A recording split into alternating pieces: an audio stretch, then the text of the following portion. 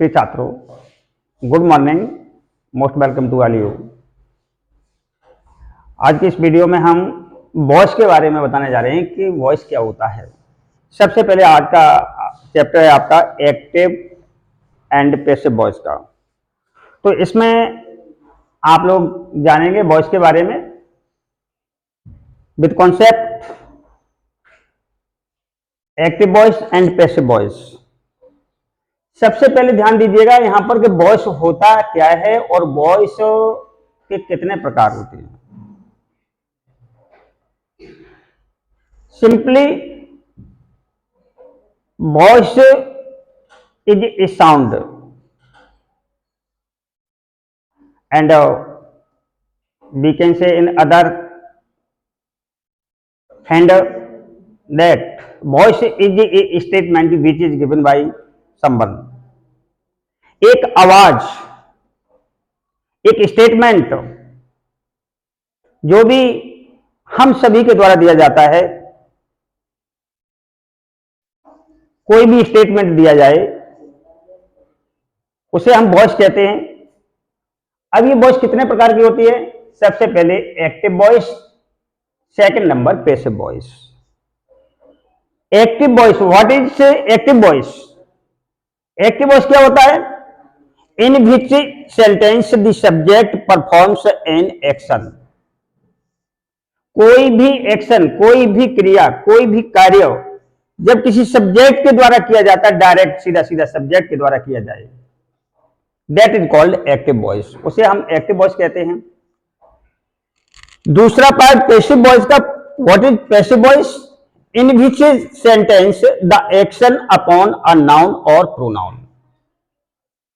And in other hand we can say when the object is the head of the statement।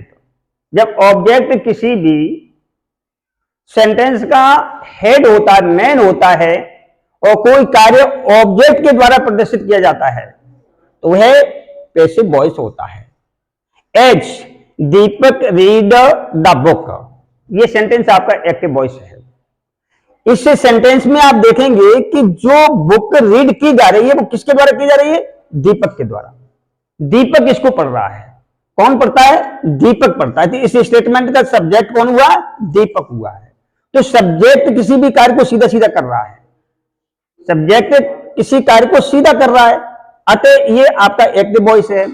अगर इसी statement को हम passive voice में convert करना चाहें तो सबसे पहले ध्यान दें कि ऑब्जेक्ट इसमें ज्यादा द बुक है, उसको सबसे पहले लाते हैं। The book was read by Deepak. ऊपर के सेंटेंस में आप देखेंगे कि दीपक एक पुस्तक पढ़ता है, और नीचे के सेंटेंस में आप देख रहे हैं कि द बुक आपका यहां सब्जेक्ट के रूप में आया हुआ है। जो ऑब्जेक्ट था, जो नाउन था, वो किसके रूप में आया? सब्जेक्ट के रूप में आया। अतः यहां पर द सब्जेक्ट, द मतलब ये सब्जेक्ट है, ये द बुक आपका सब्जेक्ट बना। ऊपर के सेंटेंस में ये दीपक आपका सब्जेक्ट है। जब सब्जेक्ट से कोई कार्य किया जाए, नहीं सब्जेक्ट किसी कार्य को करे, तो वह एक्टिव वॉइस होता है। और जब ऑब्जेक्ट के द्वारा वह कार्य प्रदर्शित किया जाए तो वह एक पैसिव वॉइस होता है। The book was read by दीपक।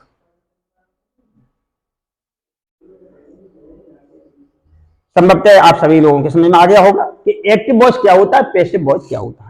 जब सब्जेक्ट के द्वारा कार्य किया जाए तो वो एक्टिव वॉइस होता है, जब ऑब्जेक्ट के द्वारा वही कार्य किया जाए तो वह पैसिव वॉइस होता है। अब देखिए पैसिव वॉइस बनाने का तरीका क्या है।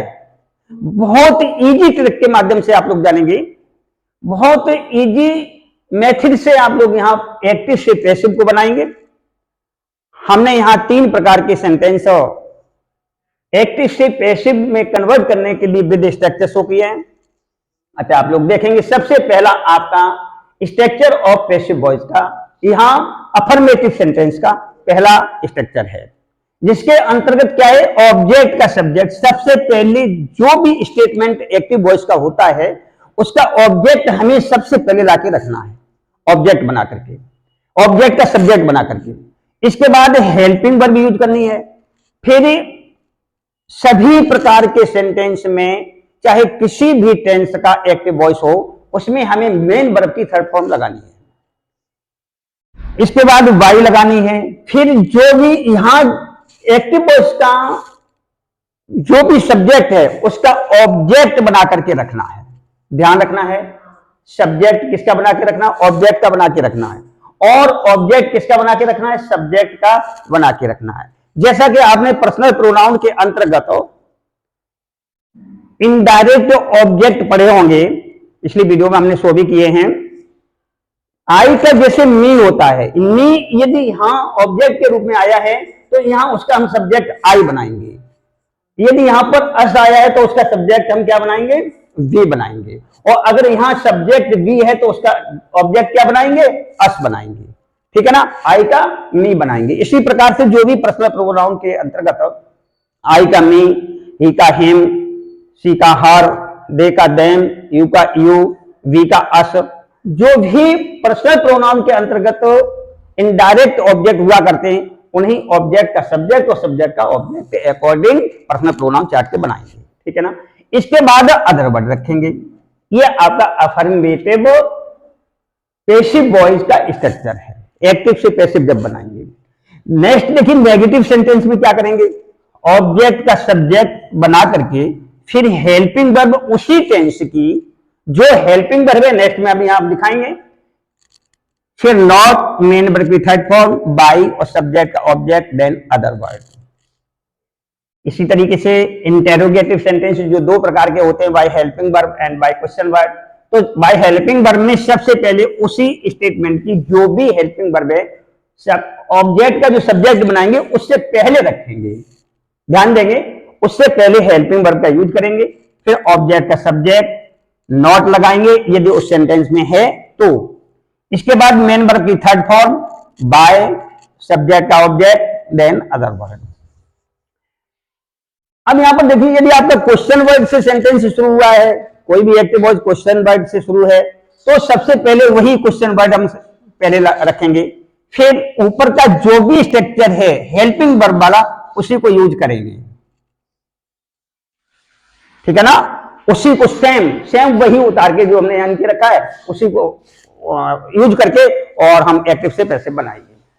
कुछ यहां पर क्वेश्चन वर्ड होते हैं जिनका यूज हम कैसे करेंगे। देखिए, जैसे कि बाई शब्द का अदर सेंटेंस में और बाई हम मेन वर्ब के बाद में लगाते हैं, लेकिन जब ये क्वेश्चन वर्ड किसी भी स्टेटमेंट में आते हैं जैसे हु, तो हु का हम बाई हुम, सबसे पहले बाई हुम यूज करेंगे।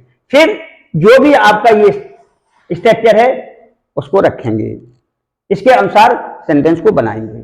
और यदि हुज आता है तो बाई हुज बनाएंगे, विच आता है तो बाई विच रखेंगे। तो ये तो रहा आपका अफर्मेटिव, नेगेटिव और इंटेरोगेटिव सेंटेंस के स्ट्रक्चर जो एक्टिव से पैसिव बनाने में लागू होते हैं। ठीक है? इसके बाद देखिए, एक्टिव वॉइस और passive voice, changing of helping verb. Helping verb किसी भी यदि एक्टिव वॉइस में ये आती हैं तो इन हेल्पिंग वर्ब को हम इसमें चेंज करेंगे। ठीक है? देखिए कैसे चेंज होता है। यदि किसी भी स्टेटमेंट में डू और डज आता है तो डू और डज को हम कन्वर्ट करेंगे किसमें? इज एम आर में। अगर इज एम आर आता है तो इज एम आर को कन्वर्ट करते हैं is am are plus being. ठीक है ना? Is am are plus being लगाएंगे। और यदि हैज और हैव आता है तो हैज हैव को कन्वर्ट कर इसमें करते हैं हैज बीन में और हैव बीन में। यदि डिड आता है तो डिड को कन्वर्ट करते हैं वॉज और वर में। किसी भी सेंटेंस में यदि वॉज और वर आता है एक्टिव वॉइस में तो एक्टिव वॉइस का ये वॉज और वर को कन्वर्ट करते हैं वॉज वर प्लस बीइंग में।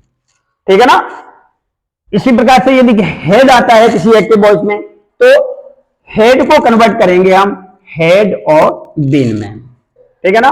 बिल सेल को कन्वर्ट करते हैं किसमें? बिल सेल करेंगे बिल बी और सेल बी में। लाइकली दैट विल हैव और सेल हैव को कन्वर्ट करते हैं विल हैव बीन और सेल हैव बीन में। तो यहां पर देखिएगा, ये तो आपकी सारी की सारी हेल्पिंग वर्ब एक्टिव वॉइस से और पैसिव वॉइस में कन्वर्ट होंगी।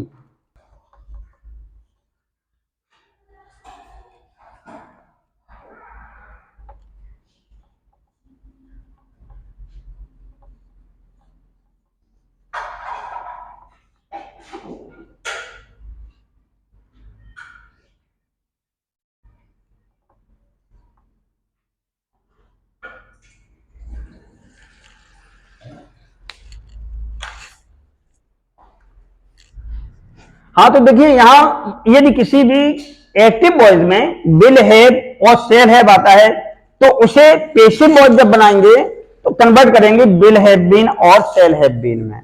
तो इस प्रकार से जब एक्टिव वॉइस की सारी हेल्पिंग वर्ब्स जो यहां पर एक्सप्रेस हो रही हैं उनको हम पैसिव वॉइस बनाते समय ध्यान रखेंगे, इस तरीके से इनमें कन्वर्ट करते हैं। अब आगे देखिए, यदि किसी भी मेन वर्ब में एस या ईएस या फर्स्ट फॉर्म आती है तो उस हेल्पिंग वर्ब को हम बदलेंगे किसमें, मतलब पैसिव वॉइस बनाते समय यदि एक्टिव वॉइस में एस या ईएस आती है या फर्स्ट फॉर्म आती है तो हम इज एम आर लगाएंगे। क्या लगाएंगे? Helping verb is am are का यूज करेंगे। और यदि किसी भी मेन वर्ब की सेकंड फॉर्म आती है एक्टिव वॉइस में तो पैसिव वॉइस बनाते समय ध्यान रखें वॉज और वर का यूज करेंगे। ठीक है ना। तो ये तो रहा आपका एक्टिव वॉइस से पैसिव वॉइस कन्वर्ट करने के लिए हेल्पिंग वर्ब का यूज। नेक्स्ट यहां पर एक भी चार्ट शो कर रहा हूं। चार्ट के अंतर्गत आप देखेंगे कि प्रेजेंट इंडेफिनिट में सिंगुलर सब्जेक्ट के साथ में जब मेन वर्ब में एस या ईएस लगा होता है या मेन वर्ब की फर्स्ट फॉर्म प्लूरल सब्जेक्ट के साथ होती है तो या डू और डज का प्रयोग होता है तो हमेशा जब पैसिव बनाएंगे तो is am are helping verb का यूज करते हैं। प्रेजेंट कंटिन्यूस में is am are plus being, present perfect में हैज हैव और बीन, इसके बाद में पास्ट इंडेफिनिट में डिड आई या मेन वर्ब की सेकंड फॉर्म आई तो वॉज वर्ब हेल्पिंग वर्ब का यूज होगा। पास्ट कंटिन्यूस में वॉज वर्ब प्लस बीइंग का यूज होगा। पास्ट परफेक्ट में हैड बीन का यूज होगा। और फ्यूचर इंडेफिनिट में विल बी और शैल बी हेल्पिंग वर्ब लगाएंगे।